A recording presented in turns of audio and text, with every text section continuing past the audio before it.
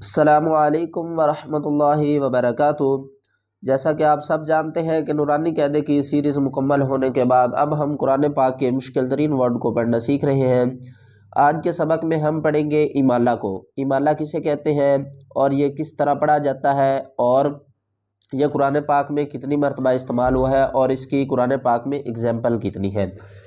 آج کے سبق میں ہم سورۃ الہود کی آیات نمبر 41 میں یہ مشکل ترین ورڈ ہے۔ اکثر لوگ یہاں پر کنفیوز ہو جاتے ہیں کہ اس ورڈ کو کس طرح پڑھنا ہے۔ پارہ ہے وما من دابہ، 12واں پارہ۔ تو اکثر لوگ کیا کرتے ہیں، انہیں پتہ نہیں ہوتا کہ اس کو ہم نے کس طرح پڑھنا ہے، کیونکہ را کے نیچے کھڑی زیر ہے تو ہم را کو جب بھی ہجے کرتے ہیں را کے، اور جب بھی را کے نیچے کھڑی زیر ہوتی ہے تو ہم اس کو پڑھتے ہیں را کھڑی زیر ری۔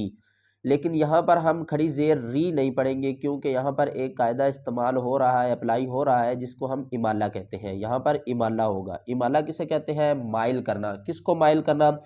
یہاں پر دیکھیں تو آج اس سبق میں آپ کو ایمالے کے بارے میں مکمل بتاؤں گا، اور ایمالا قرآن پاک میں صرف ایک مرتبہ ہی استعمال ہوا ہے، اور وہ سورۃ الہود کی آیات نمبر 41 جو آج ہم پڑھ رہے ہیں اس میں استعمال ہوا ہے۔ چلیں سبق شروع کرتے ہیں، غور سے سنیے گا۔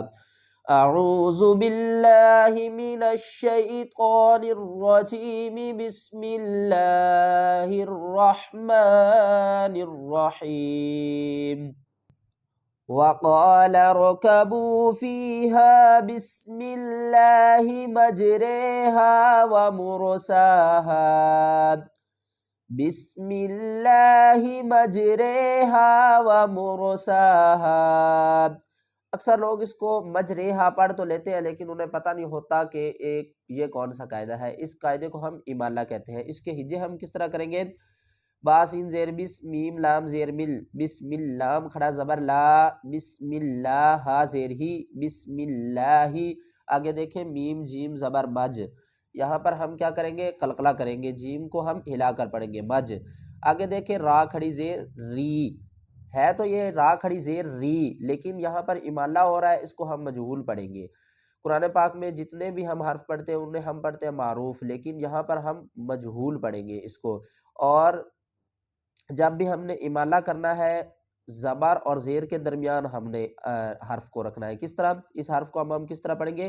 را کھڑی زیر ایمالا رے، را کھڑی زیر ایمالا رے، مج رے۔ اس کو ری نہیں پڑھنا، اس کو ہم نے پڑھنا ہے مج رے، مج رے۔ ہا الف زبر ہا، بسم اللہ مجریہا، مجریہا ہم نے نہیں پڑھنا، کیا پڑھنا ہے؟ مجریہا، مجریہا۔